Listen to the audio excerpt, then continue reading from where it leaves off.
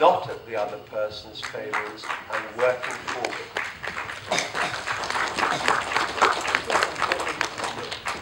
Thank you. Thank you very much. This session, the way forward, information and education. I guess that with the informations we have been getting and all about educations with the three presenters have been educating us on the subject of education. It is indeed something we can share and we can learn more. But, sorry, somebody sleeping? Wake up, wake up. Well, good. Well, to be honest, I'm a bit selfish today. As being a Buddhist monk, I have to eat my meal before noon. So I'm not only selfish, I'm also speaking for the Venerable monks here. So I'm the chair here, so I wouldn't give you much time in terms of question and answer. But the question and answer is something which we really need actually. But with the timing, I guess that we will go something around 15 to 20 minutes, or we can delay our lunch up to 11:30. Okay. So we have, let's say that's about half an hour here. Floor is yours.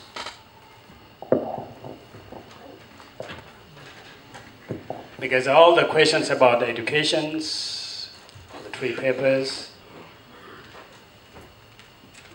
Yes, there is two, Alex and Mr. Savarkar. Savi. Mr. Savi first, because I see he raised the hand first. So that is a work of being a chair. I guess that seeing that who raised hand first. Not working? I think Mr. Savar is very loud enough.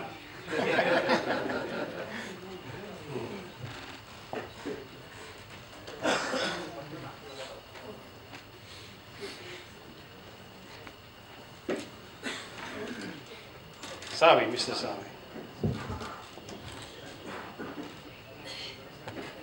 Vandana, I have a question to you, but related to that.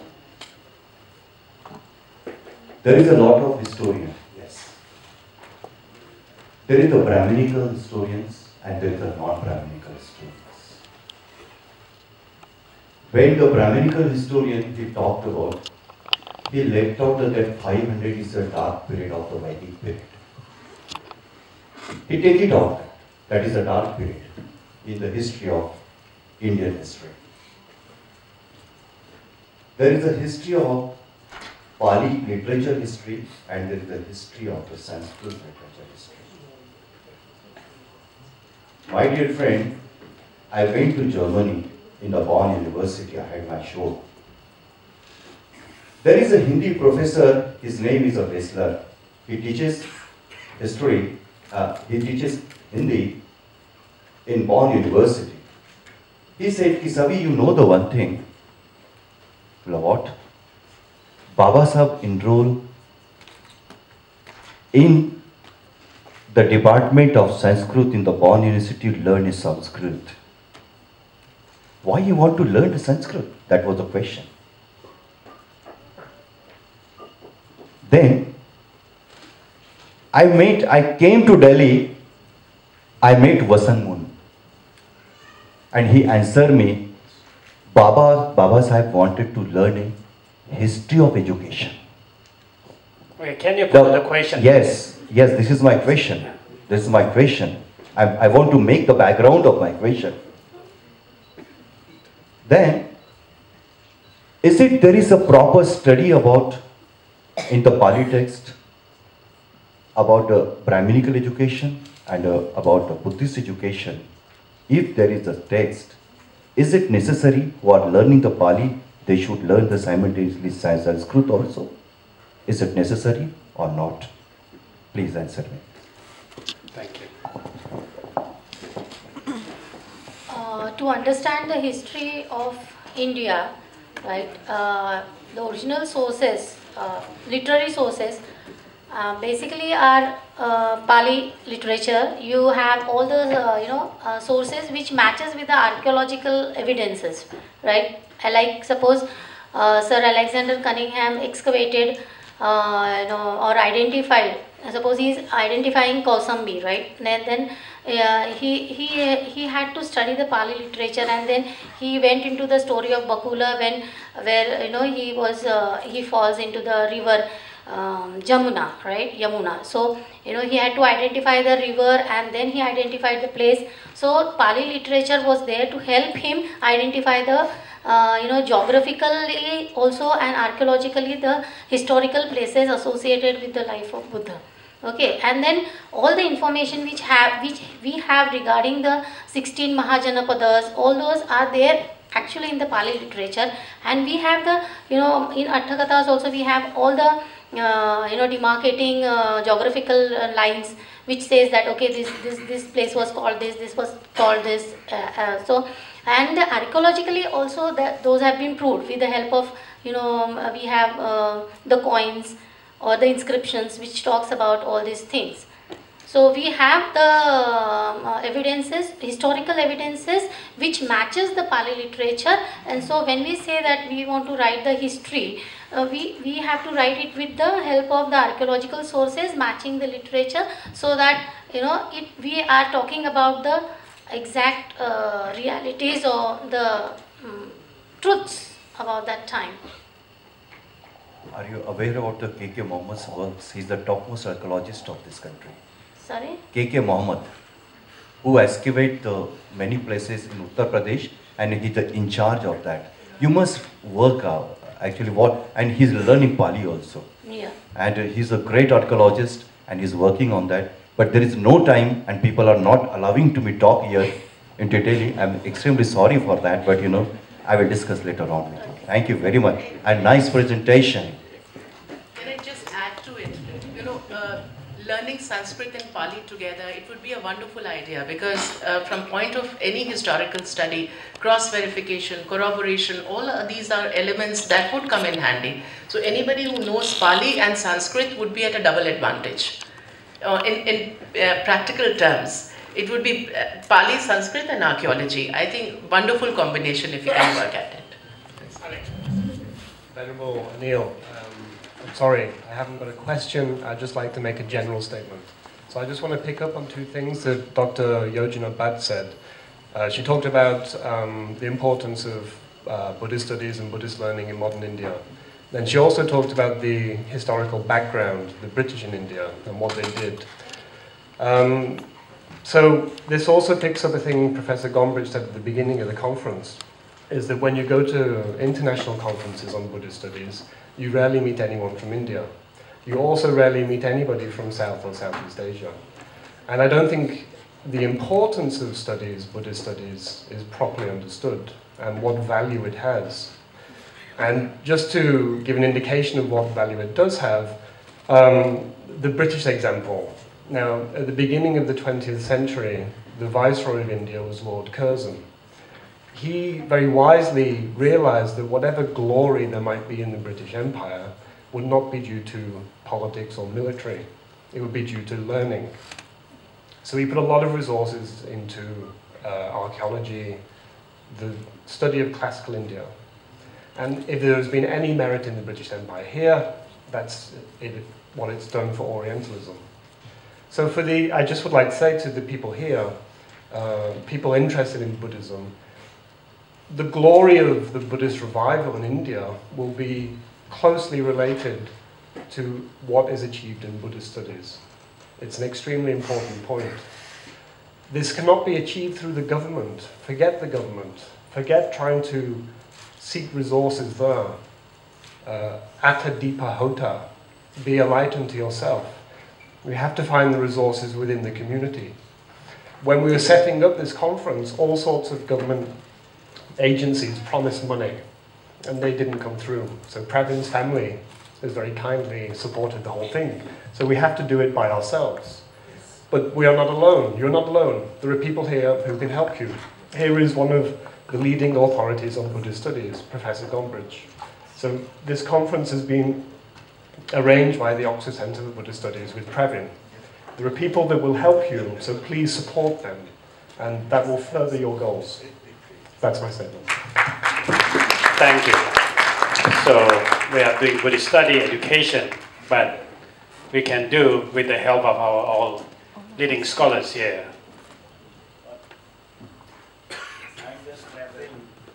But make it short, please. Otherwise, I will be starving. About Dr. Ambedkar guidance to the people of downtrodden of India.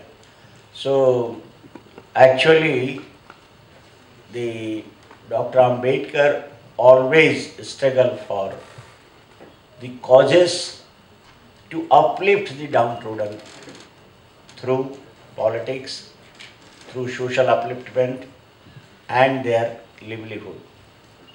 So somehow we could get some transformation through politics and socio-economic, but not for the livelihood.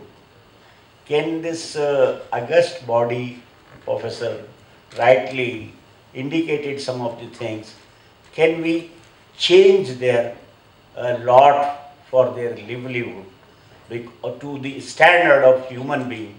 It is my just appeal to you, any suggestion, any reading material for this purpose, it will help a lot of downtrodden of this country. Thank you. Yes, there's an awful lot to say about this topic as about every other topic. But one thing I think that we might pick up on has already been mentioned earlier here and there in the conference, and it's about how Buddhism offers an authentic, or let's say, within the Buddhist tradition, we can find the basis for an authentically Indian version of what elsewhere arises by way of, as Grace put it yesterday, humanistic psychology.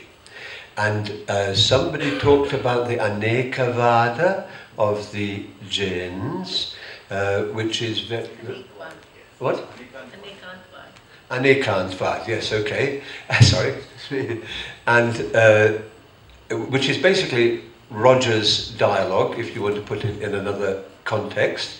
And that's very, very clearly the sort of behavior that we see the Buddha using when people come to him with aggressive and hostile questions. So it's deeply rooted in the Buddhist tradition, as we would expect from so many things we can't go into now. So I think that a Buddhist education, maybe even if one had a Buddhist school, a Buddhist education would indeed train people in a way that was helpful for their work in the world, because one of the things that is going to be very helpful as Indians develop into the wider economy, out from the business outsourcing, business process outsourcing basis, is that it becomes typical of an Indian business person that he's easy to work with, that he can get on with different people, that he can find a way through differences of opinion and so on. And that's very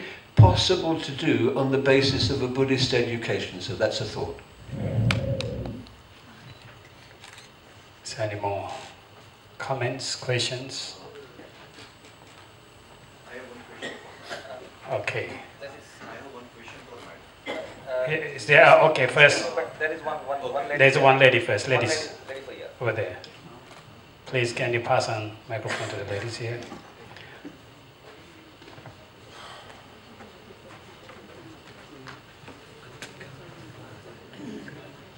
Thank you, Venerable. Good afternoon, everybody.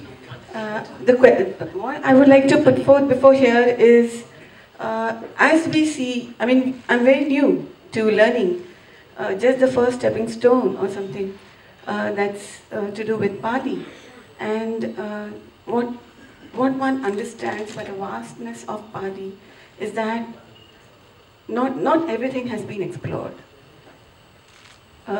there are those areas like what even Professor said, that we need to know more about the language.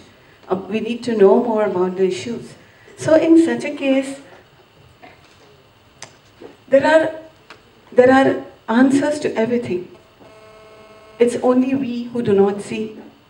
And even this assembly, I felt was, I mean, we should have had more time to discuss about very basic things like environment on a broader level, especially when we have answers on sustainability in Buddhism.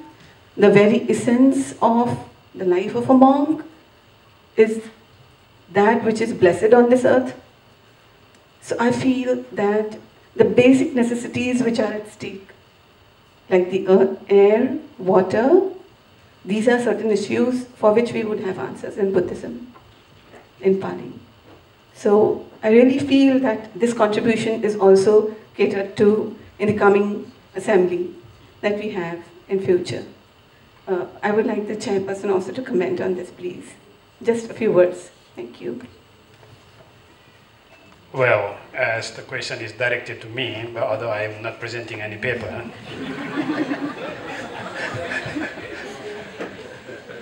well, you are quite right, because when you talk about Buddhism, when you talk about anything, we are not talking the Buddhism as a text itself. When we say we are Buddhists, we are not talking about the way we are believing in the Buddha, when we see the Buddha Rupang and then just vow and then worship, and we don't become a Buddhist in that way. To be a Buddhist, to be a human, to be a professor, to be a whatever you are. There is a lot of, what you call this from Buddhist point of view, is that ittha paccayata, the paticca samuppada, what you call this. There's a lot of combinations, one after another. It is just like a circle. It's just, hanging on, clinging on to each other. Everything is attached. And of course, when you talk about Buddhism, basically the word Buddha itself means that awakening and knowing. And knowing what? Knowing yourself. And then how do you know yourself? How you know yourself? Yourself in what sense? If we go through the Abhidhamma in a sense that all this, who we are as all the ingredients of all different kind of things, or even as simpler is that who you are is defined by all other surroundings of you. We are Indian because we are in India. We are monk because there are other lay people here. Because if we are in this hall, all full of monk, is there any importance of a monk? No, we are the same. So everything is relevant there. So the whole idea of Buddhism, as you mentioned, environment, the whole, the pollutions, whatever it is. Once I was asked by one of the ABC, I think it's a ABC Australian TV, I think. They came and asked an interview in Bangkok. And I don't know how she ended up at me, and then she said that she is looking for me, and then I met her, and then she said that she wants to interview me on air pollution, noise pollution. I said, sorry, noise pollution. And then why I have to do the noise pollution? I am a Buddhist monk and he's staying in a Buddhist temple. And then it's noise pollution is something about, I thought that it's a scientific, whatever it is said.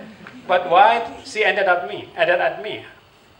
But she's already there. I can't turn my client away anyway. So I said that, oh, good about noise pollution. But I guess that you are trying to find culprit, aren't you? No. So in a way that, so I just, let me, I said that you are trying to find culprit. So the way you are asking me means that you are trying to blame somebody. You want my voice to say that government is so bad that they didn't organize any good traffic and so and so. So I said that, well, that's you can think. But imagine, if there is an angel there, and then the angel asks you to ask something,